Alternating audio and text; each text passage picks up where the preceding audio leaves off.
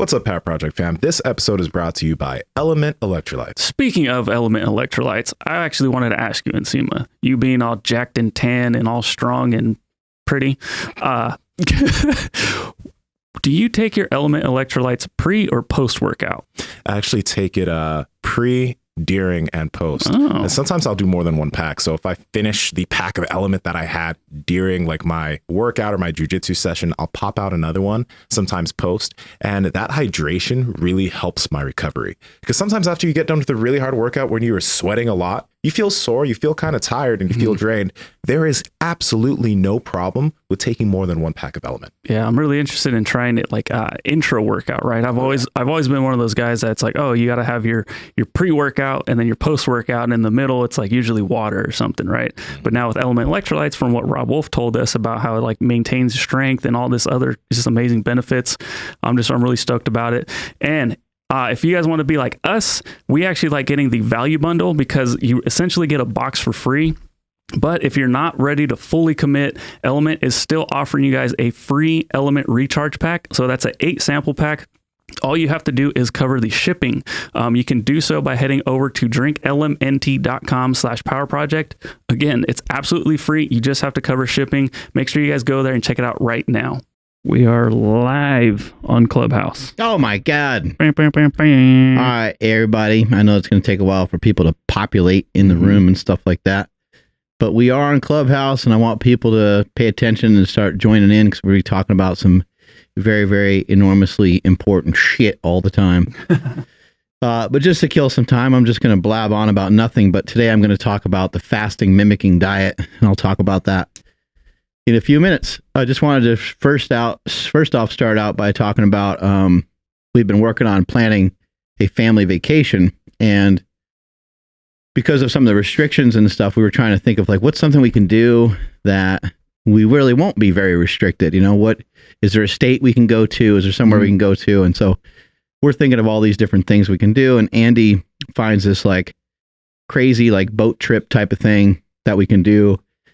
We could visit like the Bahamas, or we can visit like the Galapagos Islands, and you can go diving. And this boat is like, it's a yacht. Basically, we would have been renting a yacht.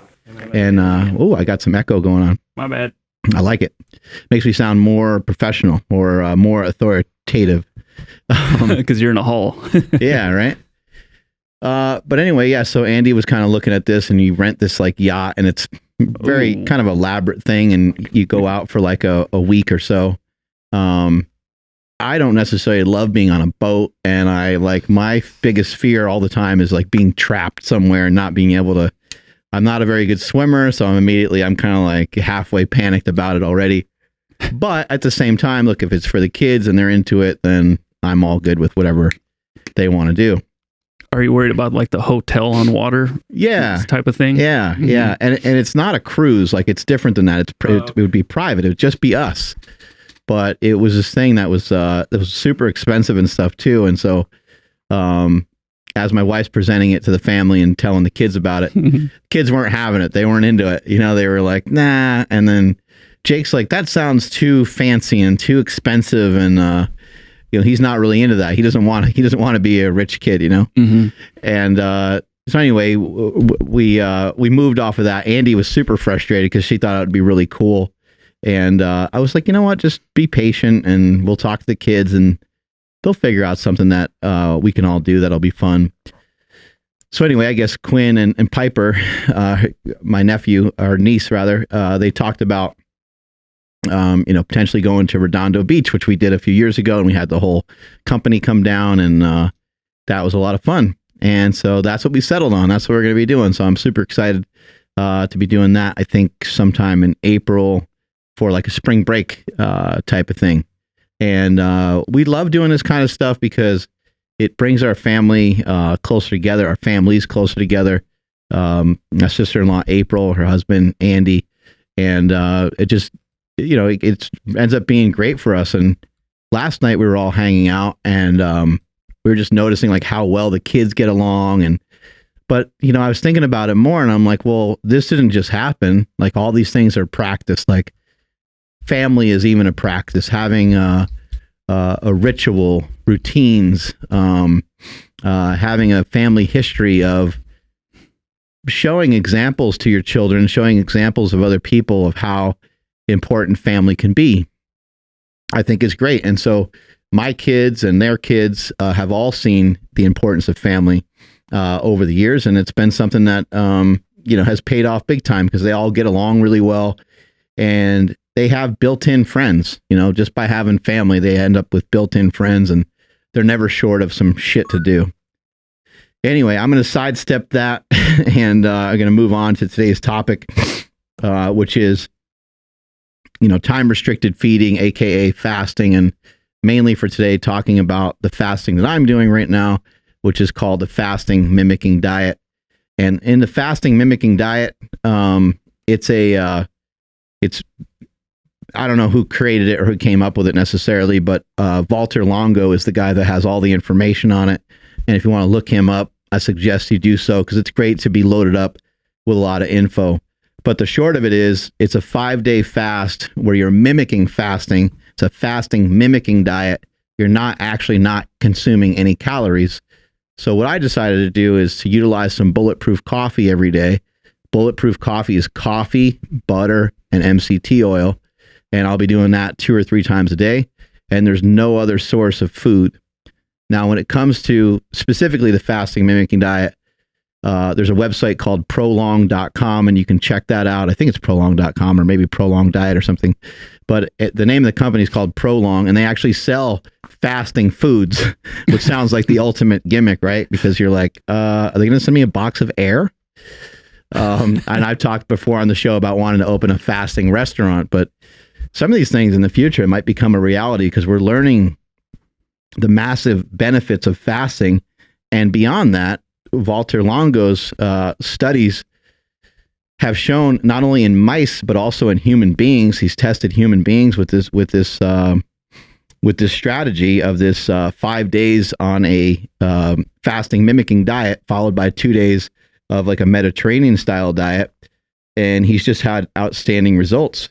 He's had people be able to knock back all kinds of different diseases that initially weren't really thought of as metabolic disease, and they weren't initially maybe thought of as being so related to autoimmune disease. But if you think about what fasting does, is it kills off old cells and brings in new ones through a process called autophagy. Well, if you're getting rid of old cells, that would imply that we're getting rid of previously damaged cells from having an autoimmune disorder. I don't believe that I have an autoimmune disorder or anything like that, so that's not the main reason why I'm doing this. But hey, it doesn't hurt that a fasting protocol is anti-cancer. A fasting protocol can be something that can help kind of reset your glucose levels. It can be something that can help recalibrate your body to get you to where you want to be. And that's the exact reason why I'm doing it, because I struggled so much with my sleep. I'm like, you know what? I just need to take a deep dive into this. I've been putting it off forever. I have done a lot of things. People are like, get a sleep apnea machine. Have you ever tried zinc? Of course, we're talking to the people's coach over here. Like, I've utilized a lot of these strategies. Maybe there's some things that while I use those strategies that I may have missed, maybe I gave up too early on the sleep apnea machine. And then people are like, oh, what kind of mask did you have? I've tried, a bunch of different masks, didn't have any luck. It was something that I didn't adapt to well. And so therefore I didn't adopt it. I didn't implement it. I didn't bring it into my life. But I also didn't know what to expect of it. Didn't know how long it took to have it work. Didn't do it under the supervision of a doctor. Things are different now. I have doctors in my corner. I have people in my corner that can help. So maybe that'll help. But a sleep apnea machine is not a fix for sleep apnea. It does treat the symptoms, but it doesn't get to the root cause of the problem. I've had sleep apnea probably for a very long time. I just recently got diagnosed with mild sleep apnea after learning that I don't breathe 154 times for 10 seconds or more. The reason why that's considered mild and doesn't sound and it isn't like extreme is because people have way worse cases of sleep apnea. And most people that are taking these studies are people that are very unhealthy that are taking these at-home sleep studies. But what I want to share with you today is that sleep apnea is not a byproduct of just being obese. And it's not a byproduct of just being jacked necessarily. There's a lot of speculation on what it might be, but there's some people that are starting to report and believe that it comes from the chewing of soft foods when we're young. Our jaw, therefore our airway, doesn't develop the way that it should. And there's a lot of research that goes into this. Like, a lot of that makes a lot of sense to me. I mean, think about it. Many, many years ago, if you hunted something, and you got to some meat, you probably did carve it up pretty good. You probably had like a knife and different things like that, but you're probably pulling the meat off the bone like you would with something like a ribeye or something like that. And you're probably chewing, the food's probably hard. Imagine eating raw meat. Like, how hard would it be to eat raw meat? You got to really, chew hard on that and pull it off the bone. And so you're going to develop a more powerful jaw, and therefore the bones and stuff like that are going to develop better. On top of eating soft processed foods, which are unhealthy for us, not only are we not chewing on things that are hard, we're no longer getting the same nutrients that we need. Vitamin K, vitamin D. These are all essential to how our bones form in the early stages of our life. And if we don't get those things, and we see a lot of children not being breastfed as much anymore, and things of that nature. And so that's going to determine how the mouth and how just all of our apparatus for breathing is built. And so you can kind of see that over many, many generations that we start to quote unquote soften up a bit. And then it makes breathing more difficult. And when you go to sleep, your body's trying to relax. You don't really remember or know what's going on. So you can't be like, I'm going to concentrate on nasal breathing, because you're out cold. You're just, you're dead to the world, right? Mouth is wide open. You're drooling. You're breathing in and out of your mouth, and potentially you're stopping breathing. And we know that breathing in and out of the mouth is not the most ideal for relaxation, not the most ideal to get the best results from your sleep. And so anyway, through going through this process, it's my hope that by utilizing this fasting mimicking diet, I'm able to repair the brain and almost hit Control Alt Delete and reset my whole body, and maybe recalibrate my circadian rhythm. Could be a coincidence, but last night was the best night of sleep I've had in a long time. I did wake up twice to use the restroom, but most nights I wake up 5 or 6 times. The sleep study showed that I woke up 8 times. And so I'm trying just to rid myself of that. And in the process, I also went to Los Angeles and got fitted for a mouthpiece by Dr. Gold too, who's a dentist. And I'm just looking forward to being able to shake this shit and leave these things in the past. But I've heard about the fasting mimicking diet. Cal Dietz shared some information with us about that when he was here. But I actually am a huge proponent of fasting. I love fasting, as weird as that sounds, because I love actually pigging out on food. And there's nothing better than getting done with a fast, an 18-hour fast or 20-hour fast, and then having a big ass ribeye and be able to pound that meat, so to speak, if you know what I mean. So that's what I'm doing. I'm on day 2. If you're going to try this and do this along with me, make sure you have some element with you or some other type of electrolytes. You need salt. It'd be a good idea to substitute at least 400 milligrams of magnesium every day. And keep in mind that I'm not like at 0 calories. Okay. Another thing to keep in mind is I am a person that has done fasting many times over. I've done many 1-day fasts. I've done many 2-day fasts, and I've done 1 3-day fast in the past. So I fast frequently, 16 hours, 18 hours, routinely. So, I'm accustomed to it. So if you're not used to this and you're like, hey, I want to try what Mark's doing, you might want to just try something a little smaller to jump into in the beginning. Did you ever, like in the past, like talking to numerous people about sleep and whatnot. Did anybody ever say anything similar or even remotely close to what Dr. Gold has been telling you? Because to me, it seems like it's pretty, not far out there, but like it's very unique. I've never heard of, a physician or a dentist, whoever you want to call it, talk about, oh, it's you should probably fast for an extended period of time so that way you can fix your sleep. Like I didn't know they were even connected. Yeah, and I don't know either. It's all speculation by him, but in my years of researching all kinds of different things, I've learned that everything is speculation. We don't really know. There's a lot of stuff that we really don't know. Makes sense. It does sometimes seem that when it comes to science and sometimes when it comes to certain things with math, where you're like, that's pretty black and white. But when it comes to the human body, when it comes to human behavior, it's a real mess. And it's just anyone's best guess on what's going to help somebody react a specific way to something. And that's why our data with nutrition is can be all over the map. It's really hard to tell what studies, even these studies that I'm referring to from Walter Longo, who knows exactly how they were done. I'm sure, everyone's trying to have the stats and the numbers reflect something that they can monetize or share with other people to progress their position. And why wouldn't you, but for me, I'm not trying to necessarily progress anything other than just sharing information on something that I'm trying to solve a problem for myself. And if it works, I'll share that. If it doesn't work, I'll share that. I don't really have any money to be made on not eating. So we have about 8 people in the room right now. What's up, everybody? What's going down? Mark loves it for you guys to be a part of these conversations. So if you guys have any questions regarding fasting, that's kind of what we're focused on right now. Please raise your hand and we'll get you guys on air ASAP.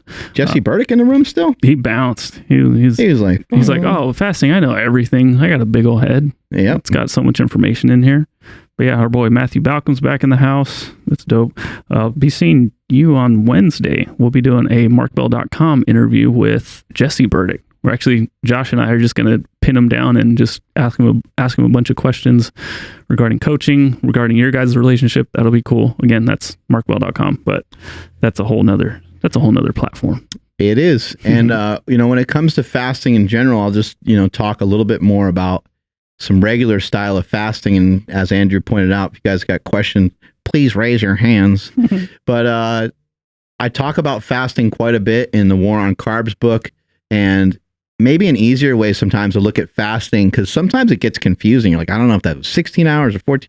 You get confused, but it's easier. It's my experience in life. It's easier to deal with smaller numbers. So you might want to just have a time restricted window, time restricted feeding, and say, I'm going to eat, and you're not eating continuously for 5 hours, but you have a 5-hour eating window, which in my opinion gives you plenty of time to get in the caloric demands that you need, all the micro and macronutrients that you need. You may feel differently. You might need a bigger window, and there's a lot of great results that people have had having an eating window that's about 10 hours. So it's up to you on what you want to try and what you want to do. But having some fasting in your life, I think, is really, really important. And it just gives you a rule. It gives you a nice concrete black and white rule of like, I just don't eat during those hours. It doesn't mean that you don't ever eat during those hours. It just means for the most part.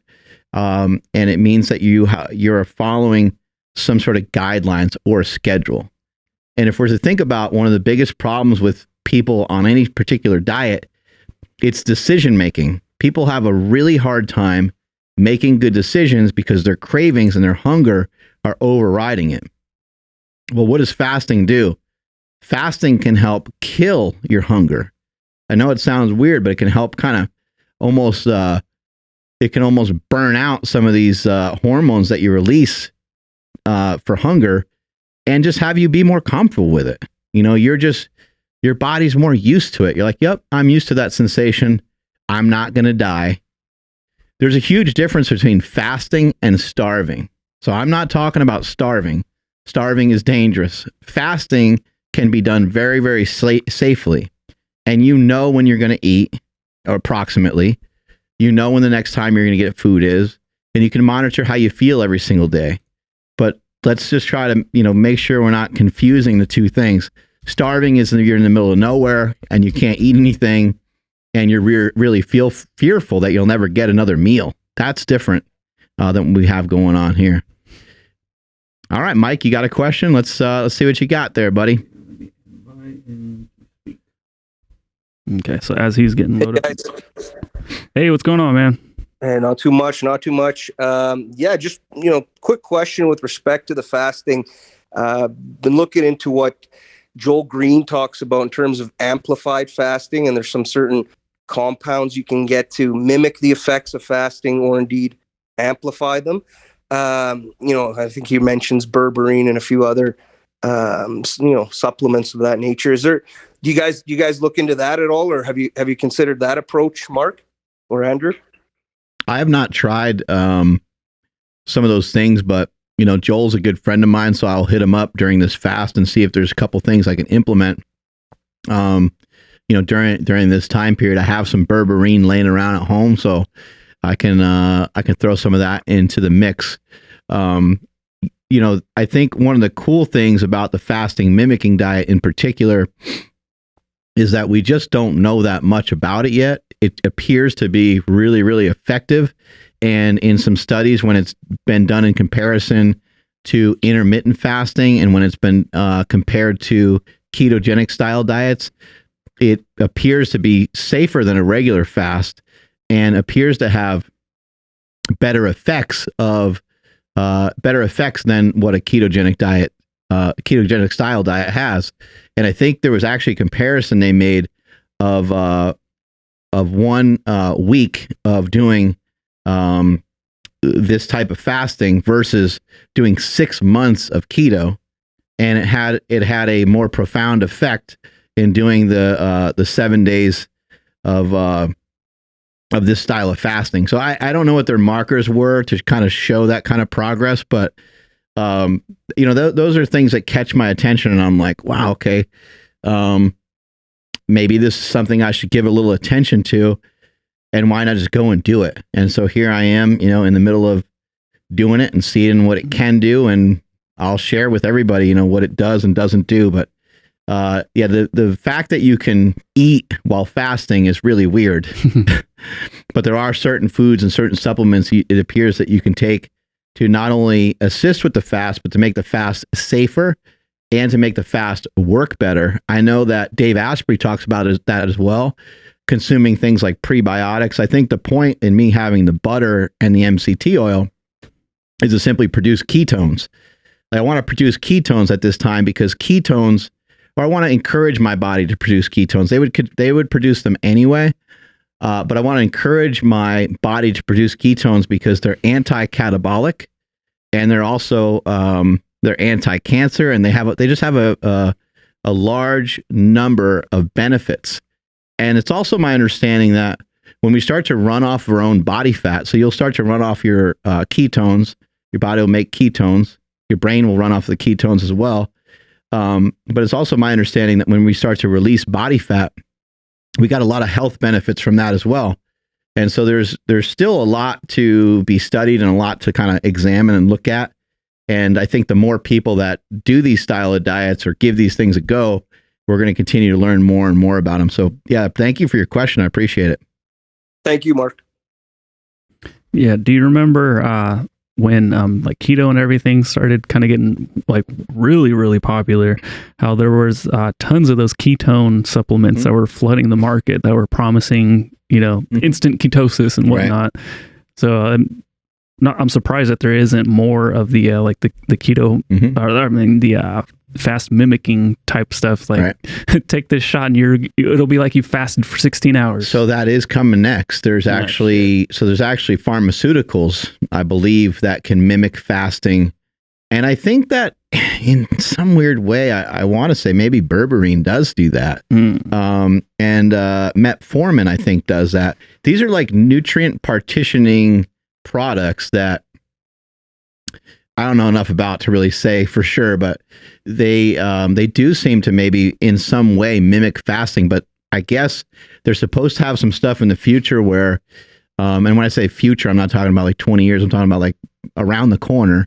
They'll have stuff where, we could have, maybe 1,200 calories or 1,000 calories in a day, and it might appear that it might appear like our body is fasting. Like to our body, it might just seem like we're fasting, and that's where you end up with, Dave Asprey selling, millions upon millions of cups of coffee with butter and MCT oil in them, because while it's kind of encouraging fasting, and it's also encouraging some of the production of ketones. Got it. So for the audience here on Clubhouse, maybe they're just stumbling into this room, don't know too much about Mark Bell, don't know too much about fasting, period.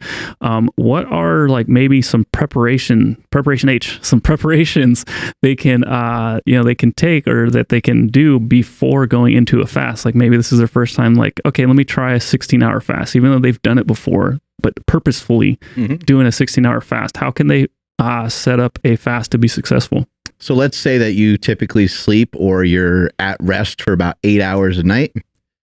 That's pretty common. People sleep for about 8 hours. So let's just give you that 8 hours. So there's 8 hours right there of fasting. Okay. Let's eat no later than 2 hours prior to bed. Now we're at 10 hours. And let's push our breakfast out about 2 hours in the morning. So instead of eating at like 8 a.m., let's eat at like 10 a.m. Well, now, just by doing that, we bumped it up to, we're at 12 hours. If you wanted to go to 14 hours, you can maybe go 3 hours before bed and push your breakfast back 3 hours, or whatever's more convenient for you. But that's where I would start. I would start with something really, really minor. Get that pulse of hunger and shut the hunger down by just ignoring it, and then wait till you get another pulse of hunger and then eat. You can even just do it that way. You don't have to even really look at the clock much. But I think that would be a great place for a lot of people to start. Perfect. So if you guys listening right now, if you have any questions for Mark regarding fasting, or I guess any nutrition stuff would be okay today. But if you do, just please go ahead and raise your hand. Mark would love to get you on air to answer some of those questions. So I guess the next thing would be going from a fasted state, heading into maybe your first meal. Maybe a little bit more advice for somebody doing that for the first time, because that can also kind of mess people up. Yeah, when you're coming out of your fast, you might want to have some bone broth. You might want to have, 2 to 4 hard-boiled eggs. Maybe even just a couple of eggs cooked. It really won't make a difference. But you don't want to have a big meal. You want to have some protein and fat, because as we talked about many times, you can end up with that second meal effect. So you're going to have some protein and fat, and then 30 minutes later, you're going to eat your meal. So even if you just got home from work, take a minute to make up a protein shake with some olive oil in it, or have anything that's got like a 1-to-1 fat ratio. And it's just a modest meal. It's like maybe 20 grams of protein in it or something. Maybe anywhere between 10 and 20 grams of fat would suffice, and you're good to go. Have that little preload meal, because it's going to help you manage the calories that are in meal number 2. And there's a lot of science behind that. And in addition to that, you're just going to want to, just make sure that like when you go back to eating, that it's not just like, just slow yourself down a little bit, just try to make sure you're not, coming in too hot with that. But that helps a lot. One thing I want to also mention is what I put in the War on Carbs book. You can get it on Amazon or markbellslingshot.com. And I wrote about this many, many years ago, but I'm a huge proponent of fasting in and fasting out of meals. So if let's say that on the 25th of this month, you're going out with some friends and you're going to drink and you're going to eat like an asshole. Well, if you know that going in, let's fast into that. Let's go with an 18-hour fast. Let's do what we want to do with our buddies. Let's eat the food that we want to eat. You go to a fancy restaurant, you get drunk, and then you end up eating pizza or In-N-Out burger later that night, right? Everyone kind of knows those kind of nights. We've all had those. When you know that a situation like that might be coming up, you're going to a wedding, a party, whatever it might be, let's prep for it with a little bit of fasting. And let's use that second meal effect too. Let's get that protein shake in, that protein fat meal that can help really change how your body handles the glucose, how your body handles the surge of calories that you're about to eat. So we can utilize that strategy, and then let's fast back out of it. So as soon as you're done with some of the shenanigans that you did that day or that night, now that's the start of your fast. And that's actually been kind of motivating for me. I don't like to stop eating at night. I like to eat all the way up until I go to bed. Mm-hmm.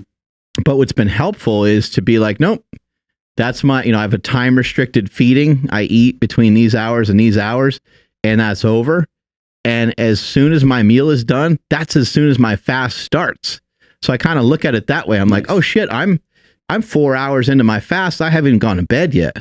Like, it's going to be easy to go 12 hours today. It's going to be easy to go 16 hours today. So, I really like that a lot. And then, as I mentioned earlier with fasting, pulling a lot of decision-making skills away from people is really important. Cool. We got our boy Matthew Balcom has a question for us. What's up, Matt? We'll get him rolling up in here. What's up, dude? There you go. How's it going, fellas? What's up, man? Not too bad. I had a question. I recently, since the pandemic started playing with Kratom to kind of handle my anxiety and whatnot. But one thing I noticed that it actually kind of has like a satiation effect for me. So I find that combination of carnivore plus Kratom, I have to be careful. I have to make sure I'm taking in enough calories so I'm not losing my muscle mass. So I'm wondering if you've had any, have you done any, like, you've done like the ketone testing and stuff like that to see if Kratom affects the fast itself? Because am I just feel like I'm like fasting, or is there something weird going on there? I've had many people report that Mind Bullet, my product over here that has Kratom, it's 100% Kratom basically, that it assists with fasting. And I've noticed that myself. I have a brother-in-law who lost about 40 pounds or maybe even 60 pounds and has kept it off successfully. And anytime he utilizes intermittent fasting, he utilizes Kratom. I know Nsima does a lot of fasting, and he likes taking it for that, for part of that reason as well. I think it's just something like Kratom puts you in a good mood. So there's some things that are undeniable, that happen in this world. There's nothing better than not just being in a good mood, but there's nothing better than being in a great mood. And it's very hard to explain Kratom to people because they're like, why do I have to use an electronic check? And like, I don't understand. Look, man, I don't know why that is. It's a great fucking product. The government has a stick up their ass about it. They don't want people to use natural products that they can't monetize. And so we end up in this weird position with some fuckery going on here. You should be able to get your hands on Kratom. It should be readily available. It knocks the shit out of CBD. I don't care what anybody says. CBD is only effective when it has THC in it, which is basically just, you might as well just smoke a joint at that point. Yeah, you get high from it, but you do get high from Kratom as well. I'm not afraid to admit that. But Kratom has tremendous benefits. I have never personally noticed anything from CBD, and I've rubbed it on my body. I've taken it down my throat, up my ass, every which way you can think of, and it hasn't. I haven't felt anything from it. And a lot of other supplements have been that way, where I don't really notice anything from them, except for caffeine and except for some pre-workouts I've taken in the past and some Kratom. So I think Kratom has a tremendous impact on your fasting, and I should maybe look into figuring out how to get some studies done in that way. Get some, outsource them to somebody else, so it doesn't seem like I'm just doing it to make money. But it would be interesting because I've heard so many people report that. Have you actually tested to see, though, if you're in ketosis while on Kratom? Like, I'm just wondering, is it affecting ketosis when you're on it? I don't have any reason to believe that it would have any negative impact on ketone production or ketosis, since it doesn't have, there's nothing in there that should spike your insulin levels. I mean, it is a plant, so it shouldn't have any negative side effects on that. I personally have never looked at it in that way, but I am going to put on a continued glucose monitor pretty soon. And so I can kind of examine that. For me personally, I don't really think that ketosis matters that much. I do think that you do want your body to produce some ketones from time to time, and I do think it's helpful just to make sure your body is like healthy and things like that.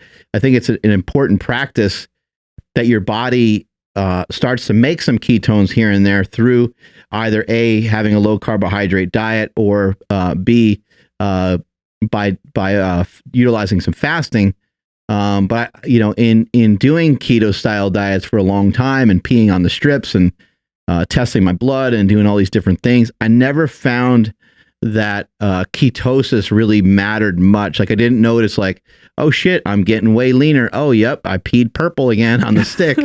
You know, I have not noticed a correlation like that ever before. In fact, most of the time when I've been my leanest, at least according to the pee strip, it wasn't really registering anything.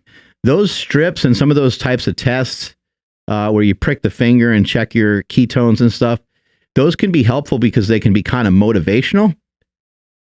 Because you're like, hey man, at least I know I'm not eating any carbs, because you can't really eat a lot of carbs and be producing high amounts of ketones. So yeah, I have not personally tested myself on it, but that would be interesting to see if there's any impact there. But I have no reason to believe there wouldn't be.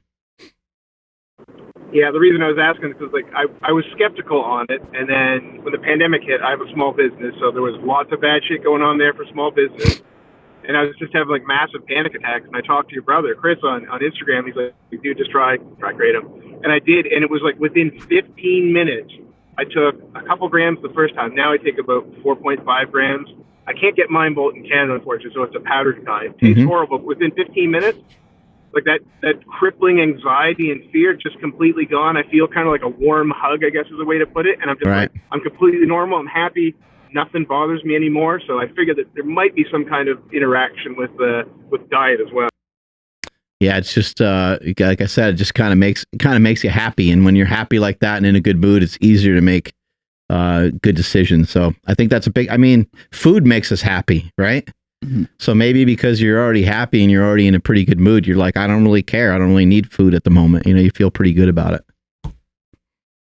It'd be interesting if you ever have the time, just pop on Clubhouse at, I guess night time's relative, but there was a chat last night. People were talking about fasting and whatnot. And some of the things are like the exact opposite of what you teach. And from experience, trying what they've tried versus trying what you preach, what you say works. So like it was kind of eerie listening to these so-called health professionals telling people what to do that were, you know, desperately overweight or whatever, and saying, I've tried that and it doesn't work. And the doctor just says, try harder.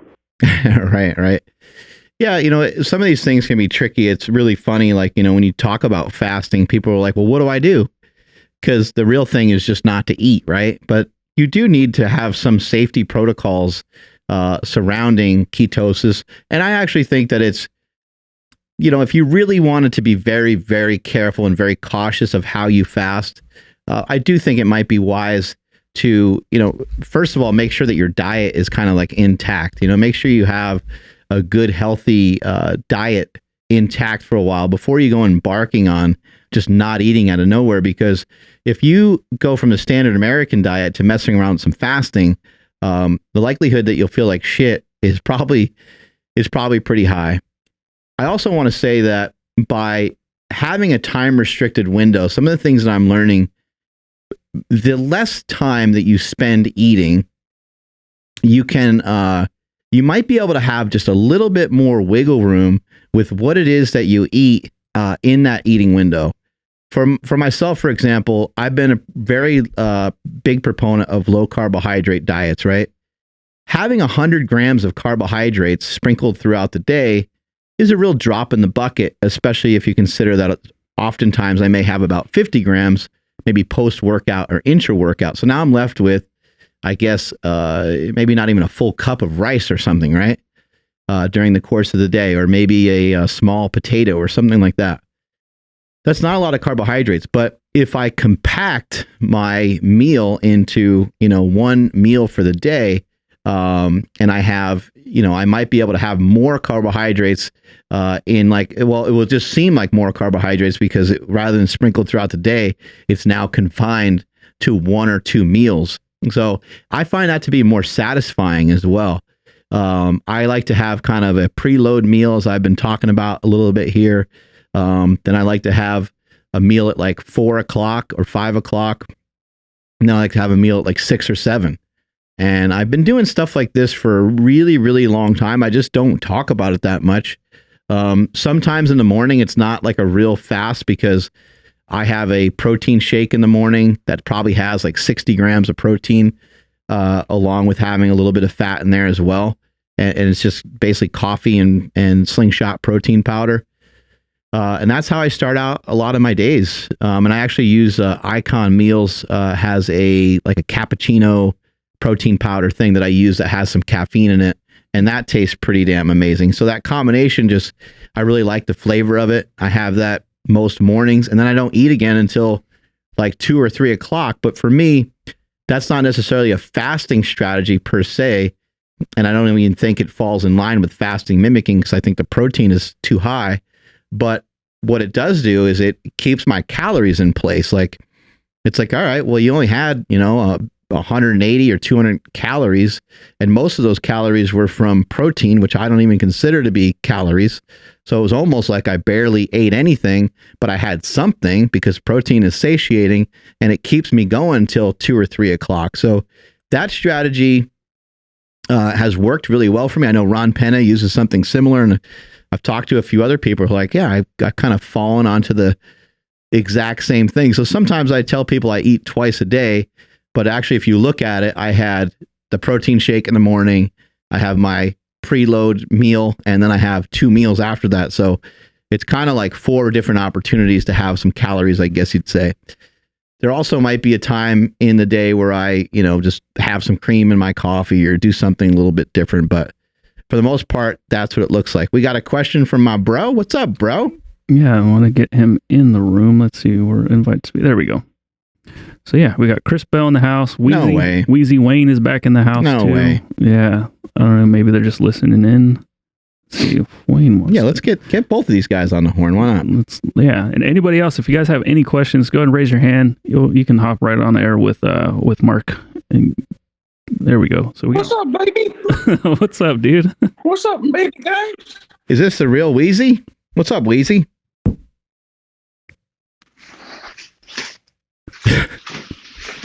Would you drop your phone? Who, me? Oh, there's Chris. Hey, what's going on? Yeah, what do you got going on over there? I'm about ready to cook some eggs with steak from last night, and it's my first meal, baby. Hell yeah. That's Yeah, awesome. me and Wayne we trained some legs today. Oh yeah, trying to get jacked over there. Working on it. Trying to get. Oh yeah, dude. Wayne, how's it going? You're on like day 3 or 4 over there, right? Today's day 7. Oh, there we go. A full week into switching things around and working on some weight loss. Yeah, full week into being less fatterist. How's it going so far? I think it's going great. I mean, I think ultimately what I was telling you earlier is like, and Chris and I were talking about this too, is like, you have to just be personally ready to be fucking done with it, Just be like, okay, no more playing games. It's time to take this shit seriously. I don't want to die at age 52 like my uncle. I want to live. I have a great life. I have, no excuses at all to lose, So, like I was saying, I got the gym 4 minutes away from my house. It's free. So many things that are helping me win. Why not take advantage of all of it and quit being a little, what about it? And right. Just knock it out of the park. It sounds like Chris Bell is cooking up some food right now. I'm making a steak, another steak, making a Piedmontese barbette steak. But, to what Wayne said is you definitely have to be ready because our cousin Steven, he hit me up again today and he said, hey, man, I let myself get back up to 268. And everybody knows what Mark and I are going to say. Well, just go back to eating meat, just go. and it's the plan has always been the same. The plan will always be the same. Sort of a low carbohydrate approach. For us, carnivore works really well. And my message to everybody, because they keep hitting us up as if Mark and I are going to say something different or something new, but it's not going to change for the next 20, 30 years. I mean, you're going to ask Mark and I, well, what do I do? And we're going to say, eat meat, get back in the program. I mean, there really are no secrets here. There's nothing hidden. There's no thing that Mark has that you don't have. A lot of people say about Mark, well, if I had that kind of money, it'd be pretty easy to be in shape. That's the worst excuse I've ever heard from anybody. It's just about doing it. You just have to put one foot in front of the other and keep moving forward, whether you have to do that with filet mignon or with eggs that you get at the dollar store. It doesn't really matter where the sources are coming from. It doesn't matter.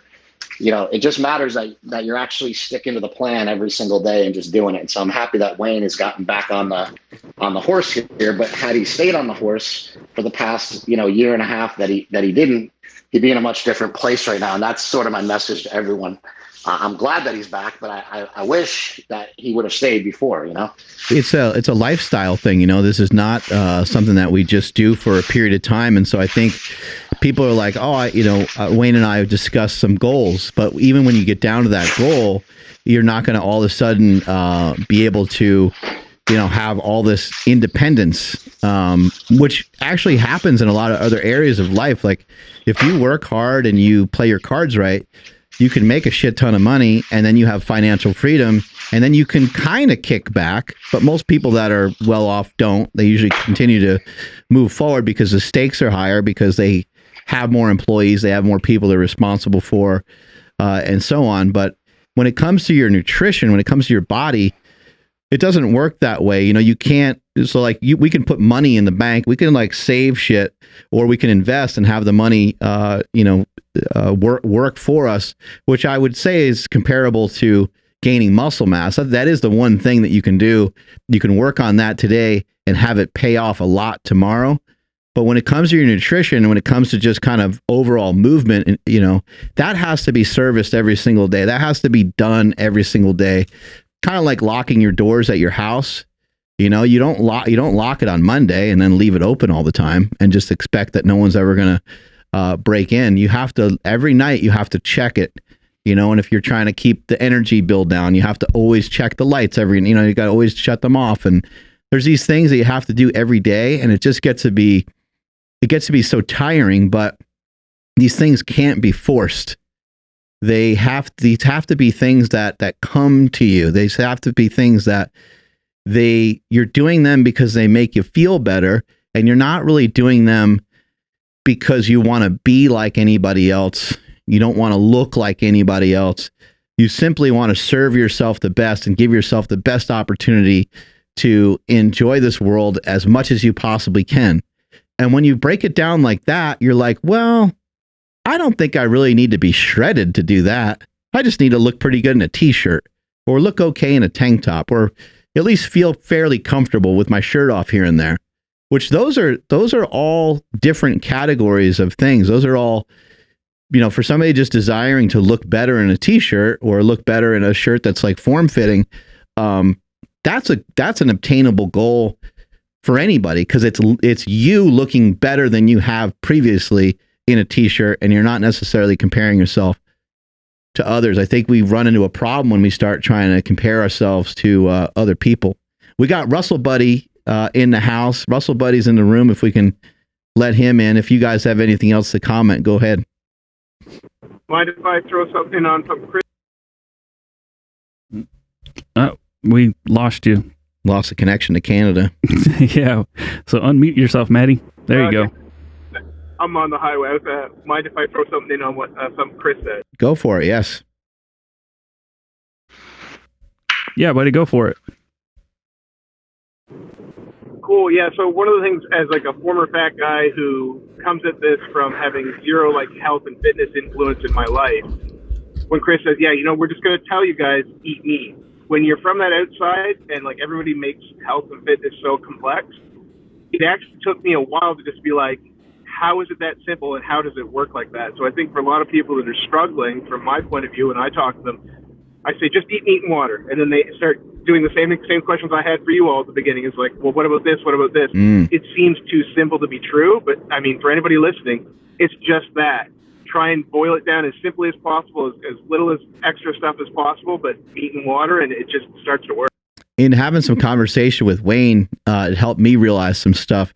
Wayne was saying, you know, some of his favorite, I was like, what are your favorite fat guy foods that keep entering into your diet that are, you know, throwing you off? And he said he liked Panda Express pizza and ice cream, I think it was. And I was like, oh, good. That's perfect, because all three of those things have something in common. None of them are real foods. You know, maybe the Panda Express, there's some real food sprinkled in there, but there's a lot of flavors and a lot of crap in their food that's going to promote overeating. And so we want to try to get rid of a lot of things that promote overeating, and anything that's packaged and anything that's produced and anything that's manufactured. Any food that is manufactured should be food that you just spend a lot less time eating.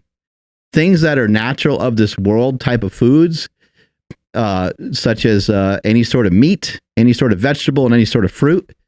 Those are all things that, those things are already identified as your body. They're not novel. You know, they talk about the novel coronavirus. We should talk about novel foods. These foods are still new to us. Like, we're never going to adapt to being able to eat Cheez-Its. And if we ever do adapt to eating Cheez-Its, I'd love to be in that world, so that'd be fantastic. But that's not the way that it works right now. Even our pets, even our dogs and stuff, they have not evolved to be able to handle any of that either, even though we try to feed it to them.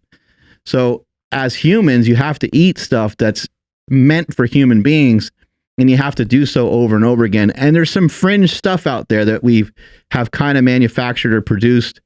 There's things like dairy and some things like that where they get manipulated a little bit, but you can eat steak, you can eat eggs, you can eat butter, you can have cream, you can have vegetables. You can eat these things very, very frequently with very little side effect, with the ability to gain more body fat from them will be really, really hard. And if you did have a hard time losing weight on these things, that's when you just implement some time restricted feeding or figure out a way to keep exercise as a huge part of your life. What's up, everybody? This episode of Mark Bell's Power Project Podcast is brought to you by Piedmontese Beef. Yeah, World Carnivore Month is over, and I think I'm totally done with meat. No, you're not. I'm going vegan. You're fibbing. No. That's fake news. Yes, I am actually lying. There's no reason. I'm going to put all type... Pause. I'm going to eat...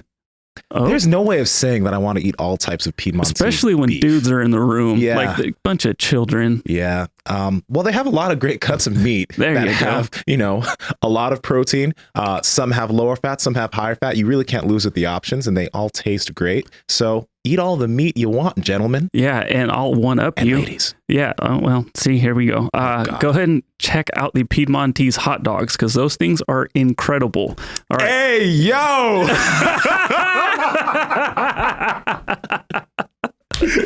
All right, get the Piedmontese all beef hot dogs.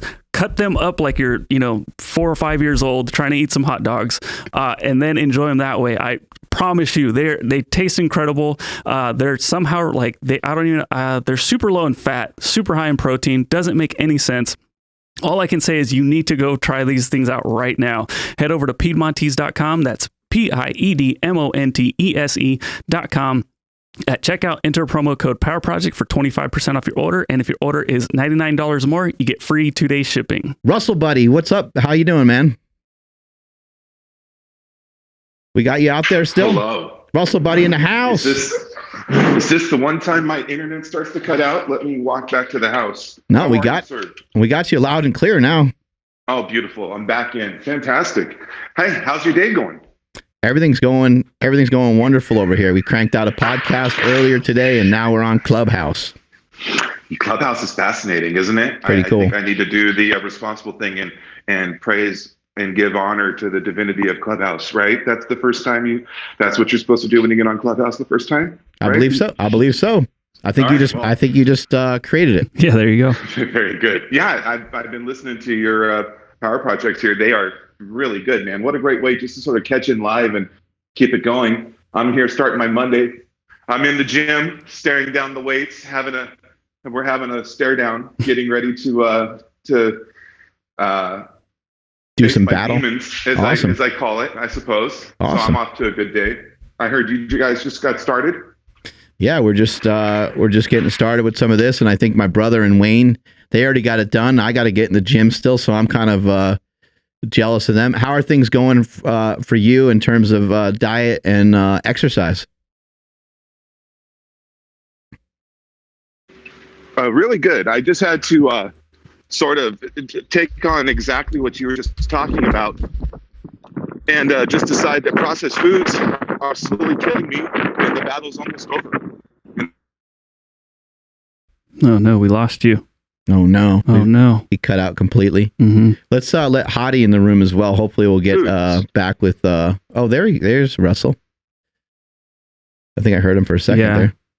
I think maybe the connection was so bad that he ended up disappearing. Maybe he's walking around so fast that we lost him. We can sub in Hottie though. What's up, dude?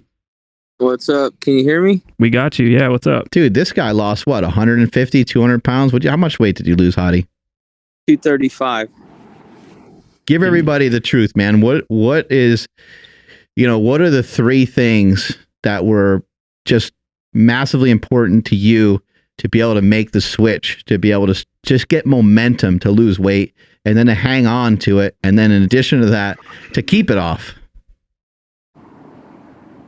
The first thing for me was, being around for my daughter, man. That was my biggest motivation that honestly got me to cut all my stuff out and find something to get me on track. That was my biggest thing.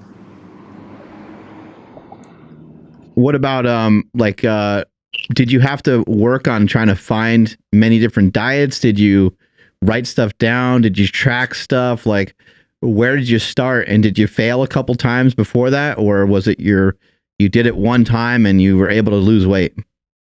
So I failed many times. I yo-yo dieted my whole life, man, where I lost a significant amount of weight. And then I ended up gaining more than what I started. So, I've researched a bunch of diets, and that's kind of what they are, is diets, for a short-term goal. That's what would have worked for me. But I was researching something for a long-term goal, like a lifestyle change. And, I've done every diet you could think of, bodybuilding diet, where I walked into a supplement shop and somebody's helped me track calories and figure out how to break down my meals until, I switched carnivore, and that seemed like a lifestyle change and not a diet to where I could sustain it forever. Awesome. And Bor, what you got going on over there? You got your steak all cooked up? Did we lose him? Is he around? Yeah, he's there. He's probably has his hands full, I'm assuming, right now. I was muted. No, I'm in the middle. I'm in the process of cooking up a steak. It'll take a while. I'm doing like a reverse sear, so that usually takes a little while, But I've been starting to eat a little bit earlier, starting to introduce food a little bit earlier, so I don't binge at night. And I think that's another important thing is, a lot of people skip meals and do a lot of intermittent fasting. And I know that we recommend that to a lot of people, but also if people are having trouble eating later in the day, it's a good idea to throw in some, food earlier in the day. So if you're intermittent fasting, but at night you're intermittent fatting, then you should maybe re-examine that and say, hey, you know what? I'm going to start out my day with a 6-egg omelet and just smash some food. Oh, that sounds great. Yeah. So right now I'm cooking up a bavette steak that's got, 100 grams of protein. It's only got 16 grams of fat. And what I do recommend also is I like to load these protein heavy meals in, early in the day.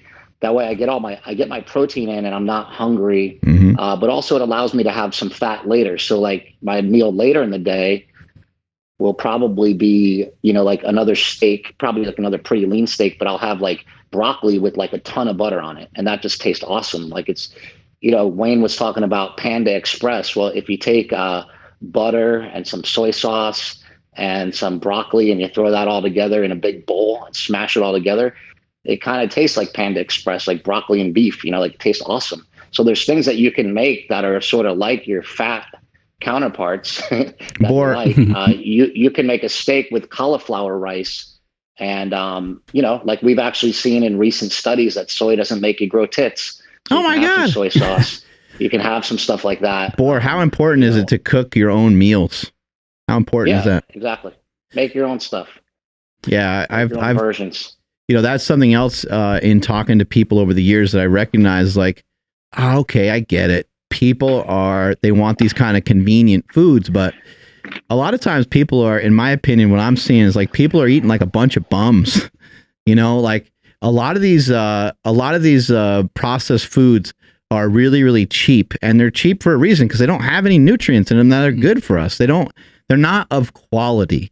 So stop spending your money on these things. I hate when people say, they're like, oh, I can't do the diet because it's too expensive. It's like, well, there's a bunch of strategies that you can employ to make this a lot less hurtful on your wallet. And one of them is you can utilize some intermittent fasting, which is free to fast.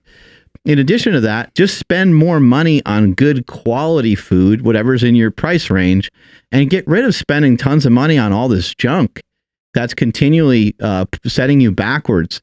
If you think that a steak from the grocery store is expensive, wait till you get the medical bill for having diabetes, to have your foot chopped off, and to have a wheelchair, and to have someone assisting you.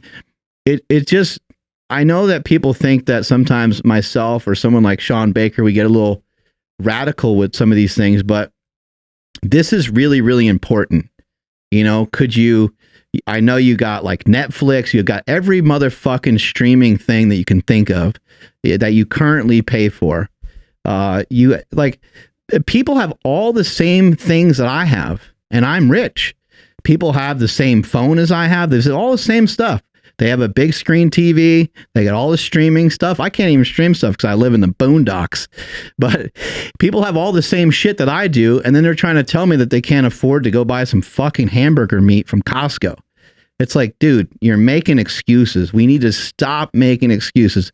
I'm compassionate that you're stuck and you're in a rough spot, but let's not highlight that. Let's not highlight the one area where you think is holding you back. You're holding yourself back, because if you really wanted to make it happen, you would make it happen. You have to spend more time doing a thing that you want to get results from than you are, spending time making excuses on stuff.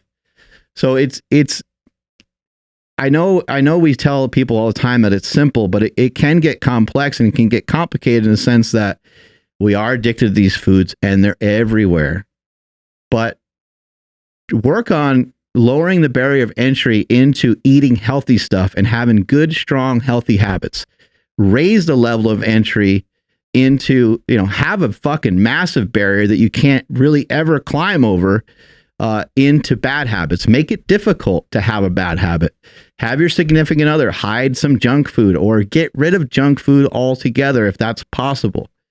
And really work on a lot of these things. Have that barrier of entry super low into healthy foods. If you have hard-boiled eggs, you have cheese, you have cured meat, you have a bunch of stuff in the fridge that you can grab at any time. What's something in the freezer that you can pull out right now? If you're listening to this and you don't have something in the freezer that you can pull out right now and cook immediately because you don't have an air fryer, or it's going to be too big of a massive chunk of meat to thaw out within an hour, then you're doing things wrong. You got to have something that's available for right then, because you're going to get home from work or get home from doing something and you're going to be like, my day was so hard. And then you're going to reach for all that fucking bullshit that's too easy to get a hold of and too flavorful for you to combat every day. There's going to be one day where you're just more tired and more fed up with other people's shit and your own shit, and you're stressed out, and you're going to fold and you're going to cave, and you're going to set that ball back in motion again. And once that it's in motion, it has a snowball effect and picks up a lot of momentum. But you could do the same thing with healthy habits. So let's try to focus in on getting that snowball effect on the healthy habits rather than the bad ones. Very well said, dude. And one thing that you have said in the past, like for people who can't afford to eat this way or whatever, they can't afford not to eat this way. Right. Right. Well, you think about, one of my heroes is a guy named Jim Rohn, who's a speaker from many years ago. He died probably 10 years ago or maybe even longer ago. But he said, hey, he did these conferences and he taught people some strategies on how they can make more money. And it was just like real world stuff. It wasn't like some marketing scheme or anything like that. He was just teaching people the importance of having goals. And he, basically shared with people how they can get to their goals and how they can even potentially satisfy some of the dreams that they have in their life. And he said, hey, I was walking up, and I drove through the parking lot and I was walking in here on the way in. And he's like, I stopped for a while because I was looking at the Maserati that was out front. And he goes, and next to that, there was a BMW. And he's like, and next to that one, there was a Mercedes. He's like, why in the front row of a seminar where I'm teaching about money do I see all these high class luxury vehicles? So these people they're already in good position. They're already in a good spot. And so it doesn't matter where you are in your life. You're still going to be hunting and you're still going to be going after, figuring out ways to improve yourself.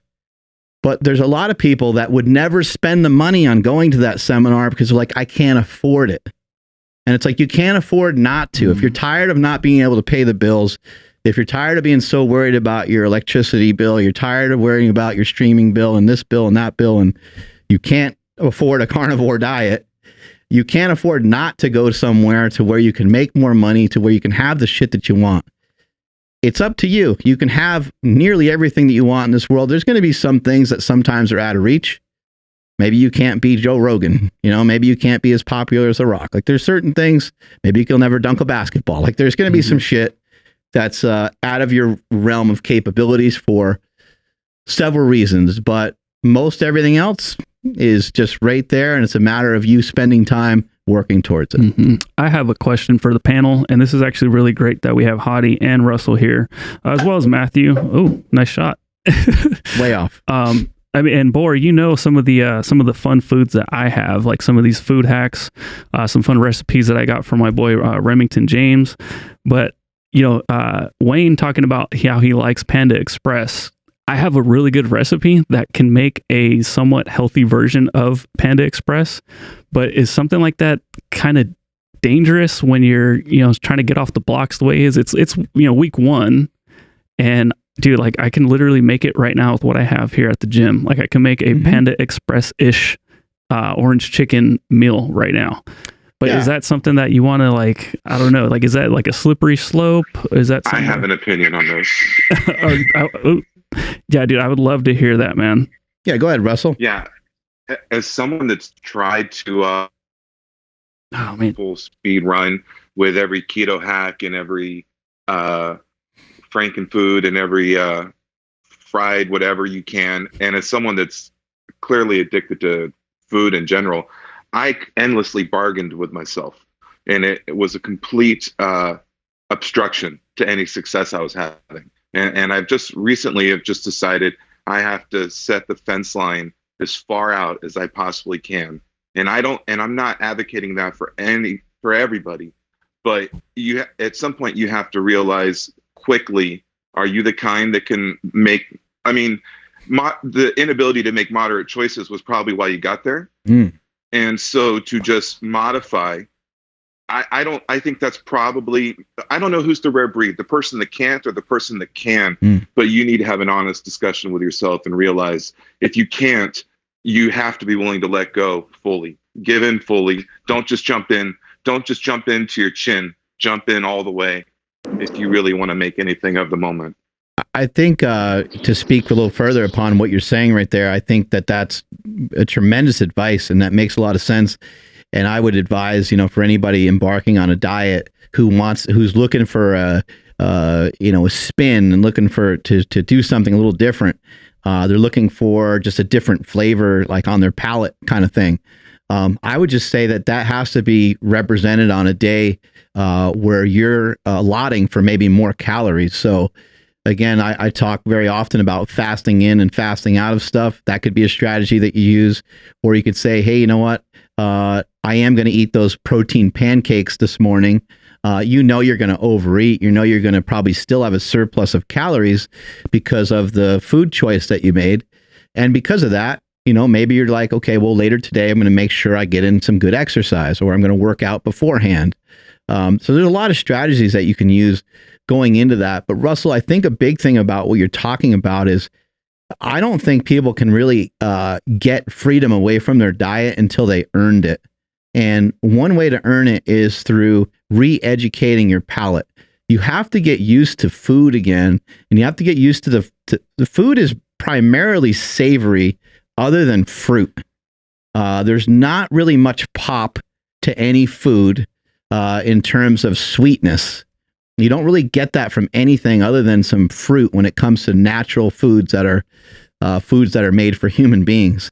And so everything else is fairly like either savory or almost earthy. If you're talking about like greens, you have to dive all in on that and go in up over your head the way you were saying, rather than just to your chin, because you want to get your palate and your body used to saying to itself over and over again and showing your body over and over again, this is what's good for me. This is what I need to eat. This is what my body runs on. Occasionally, if you are able to get a little bit more flavor into a meal and have a chicken teriyaki bowl or something like that, I would say that that's okay, but that you have to have rules. As crazy as it sounds, you have to treat yourself like a child, and you have to have a shit ton of rules around this potentially dangerous meal that you have. In nursing, they say, and in medical, they'll say, cause no harm. So how can you have this meal without causing any harm? How do you make sure that it doesn't set you back? Well, right away that the fastest way for that thing to set you back is to eat more than just that meal. And you already know yourself, know thyself, right? You already know yourself, and you can already picture yourself eating a bunch of cookies after you had that Panda Express or after you had that teriyaki bowl, even if you made it at home for yourself and had all the best intentions. So you're going to have to tell somebody, tell a significant other, you're going to have to go through a lot of different measures. I love the way you put it, Russell. You're so good with your language and your vocabulary. I love talking to you. Super smart guy. You're able to get to your point a lot faster than most people. But yeah, that was very well said. You need to kind of set that fence, really far out. And, we need to make boundaries, need to make rules for ourselves, almost like we're a gremlin.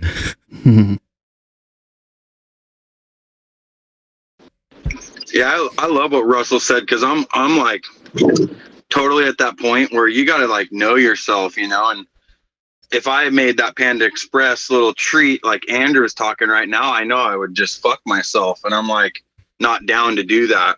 And like what you were saying, Mark, it's like I'm trying to retrain my palate to be like, this is good stuff. This is what you have to eat, and this is the way it's going to go, until I can talk to myself and have that little conversation that says, hey, bro, you're strong enough now that you could fucks with that, and you can have a little bit of that, and it's not going to derail you, I think I got my boy Max down there too. He's in the audience. He's lost a substantial amount of weight. And I love this talks, man. I appreciate all you guys. What's your buddy's name? His name's Max. He's down there with a big ass smile. Got it. Okay, cool. I see him now. Yeah, I love what you said right there. It's important that you know yourself and know what kind of boundaries you have. I think Hadi is a person that has not had like a cheat in forever. I think he has really just stuck to his guns, and from what I recall, he was just saying that the only thing he's had is some like keto treats here and there, and that's something that I do a lot of times. I'll buy like Quest bars, or I'll buy like keto cookies and stuff like that. And again, this is a massive slippery slope for most people, and it has even been for me, and it has derailed my diet before. It has because I get a flavor for that, and then I'm like, oh, let me see if we have any ice cream. and then I'm like literally eating regular ice cream. I don't do that kind of thing anymore, but I will derail myself even by just over consuming some of these things, Chalk Zero peanut butter cups, or these Pop-Tarts that are made by Legendary Foods.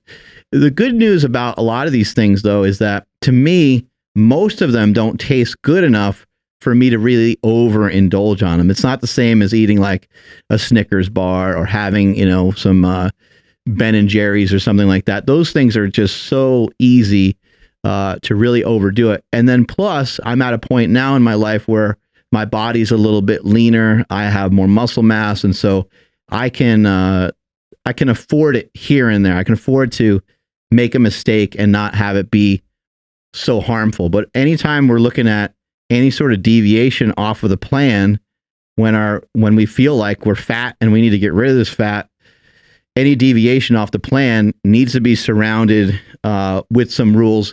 But it can't, the important thing is it can't be forced, because if it's forced, you're going to go back to your old habits again. You go back to your old habits again.